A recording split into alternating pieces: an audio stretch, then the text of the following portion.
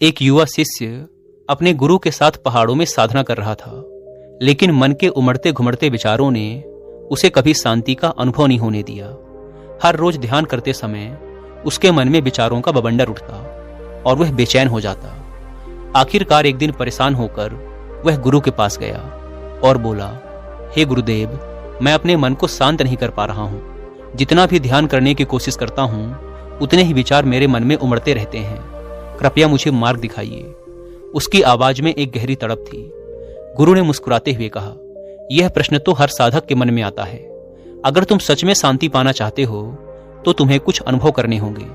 आओ, आज मैं तुम्हें एक स्थान पर ले चलता हूँ। गुरु उसे जंगल के एक कोने में स्थित एक पुरानी झील के पास ले गए। झील का पानी बिल्कुल शांत और पारदर्शी था, जिसमें आसमान का प्रतिबिंब साफ दिख रहा था। गुरु ने कहा, एक पत्थर उठाओ और झील के बीचों बीच फेंक दो। शिष्य ने झील में एक बड़ा पत्थर फेंक दिया। पानी में हलचल मच गई, लहरें उठने लगी और झील का साफ पानी धुंधला हो गया। गुरु ने पूछा, अब क्या तुम झील के तल को देख पा रहे हो? शिष्य ने सिर हिलाया, नहीं गुरुदेव, पानी अब बहुत अशांत है। गुरु ने कहा, यही तुम्हारे मन की दशा है। विचार तुम्हारे मन में पत्थर की तरह गिरते हैं और उसे अशांत कर देते हैं। शांति पाने का तरीका यह नहीं है कि तुम इन विचारों से लड़ो या उन्हें रोकने की कोशिश करो, बस इनका साक्षी बनो। समय के साथ जैसे यह झील शांत हो जाएगी वैसे ही तुम्हारा मन भी होगा। शिष्य ने झील को ध्यान से देखा। जैसे जैसे समय बीता, पानी की लहरें धीरे धीरे शांत होने लगी और फिर से झील के तल में पड़े पत्थर और मिट्टी साफ दिखाई देने लगे।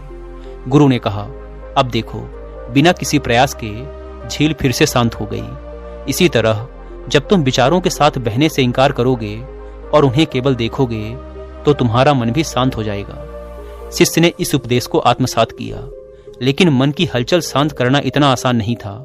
वापस आश्रम लौटने के बाद उसने ध्यान में बैठकर गुरु की बातों को ध्यान में रखते हुए अभ्यास करना शुरू किया।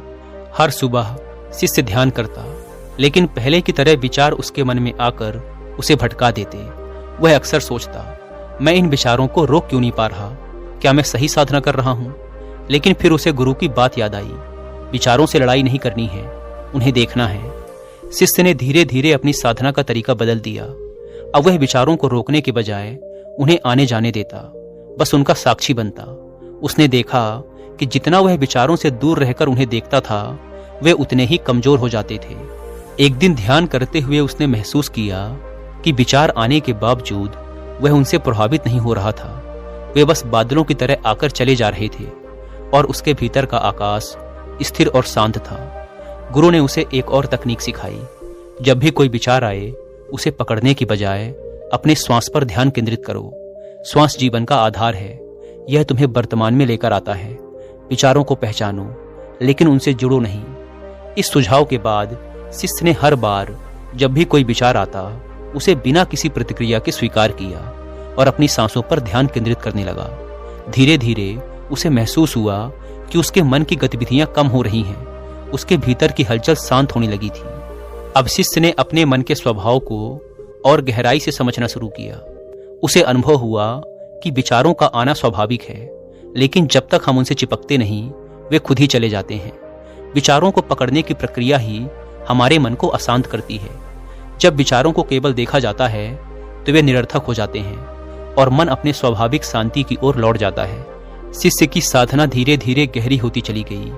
अब वह ध्यान के दौरान अधिक समय तक शांत रह सकता था और जब विचार आते भी थे तो वे उसे विचलित नहीं कर पाते थे। एक दिन गुरु ने उससे पूछा, अब तुम्हें कैसा अनुभव हो रहा है? शिष्य ने कहा, हे गुरुदेव, मैं पहले से बहुत शांत हूँ, लेकिन अब भी कभी कभी विचार आते हैं। गुरु ने कहा, यह अच्छा संकेत है। विचार आना बुरा नहीं है, विचारों से जुड़ना बुरा है। अब तुम उस बिंदु पर हो जहां तुम विचारों को देख सकते हो और उन्हें जाने दे सकते हो। यही साक्षी भाव है। गुरु ने आगे समझाया, जब तुम्हारा मन शांत होता है तो यह दर्पण की तरह साफ हो जाता है। इस स्थिति में तुम अपने असली स्वभाव को देख सकते हो। शांति कोई बाहरी चीज नहीं है, यह तुम्हारे भीतर ही है, जैसे झील के नीचे की सतह हमेशा मौजूद होती है। शिष्य अब समझ चुका था कि शांति पाने के लिए बाहर की दुनिया को नियंत्रित करने की जरूरत नहीं है। असली शांति भीतर की यात्रा में है। उसने कई महीने ध्यान की गहरी साधना की और फिर एक दिन ऐसा आया जब उसने पूर्ण शांति का अनुभव किया। उस दिन जब शिष्य ध्यान में बैठा, उसके मन में विचार तो आए, पर वह उनसे बिल्कुल भी विचलित नहीं हुआ। ऐसा लग रहा था जैसे विचार पारदर्शी हो गए हों। वे आकर चले जाते थे और उनके पीछे केवल शून्यता और शांति रह जाती थी। उसने अनुभव किया कि शांति कोई लक्ष्य नहीं, बल्कि उसकी स्वाभाविक अवस्था है। इस अनुभव के बाद शिष्य के भीतर की अशांति हमेशा के लिए समाप्त हो गई थी। शिष्य ने गुरु के पास जाकर कहा, गुरुदेव, अब मैं समझ गया हूं कि असली शांति कहाँ है। मैंने बहुत प्रयास किया, लेकिन अंत में मुझे महसूस हुआ कि शांति तो पहले से ही मेरे भीतर थी। मैंने उसे बाहर खोजने की कोशिश की, जबकि वह हमेशा मेरे साथ थी। गुरु ने मुस्कुराते हुए कहा, सही कहा तुमने, शांति हमारे स्वभाव में ही है। इसे खोजने की आवश्यकता नहीं है, बस इसे पहचानने की जरूरत है।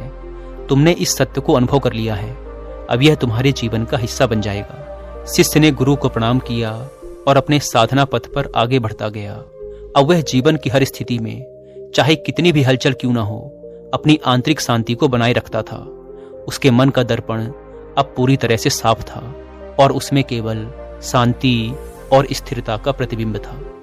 यह कहानी इस बात को स्पष्ट करती है कि शांति बाहरी परिस्थितियों से नहीं आती, बल्कि यह एक आंतरिक अनुभव है। जब हम अपने विचारों को साक्षी भाव से देखते हैं और उनसे जुड़ते नहीं, तब हमारे भीतर की शांति स्वतः प्रकट हो जाती है। यही शांति जीवन की सच्ची समझ का आधार है और यही साधना का अंतिम उद्देश्य भी है।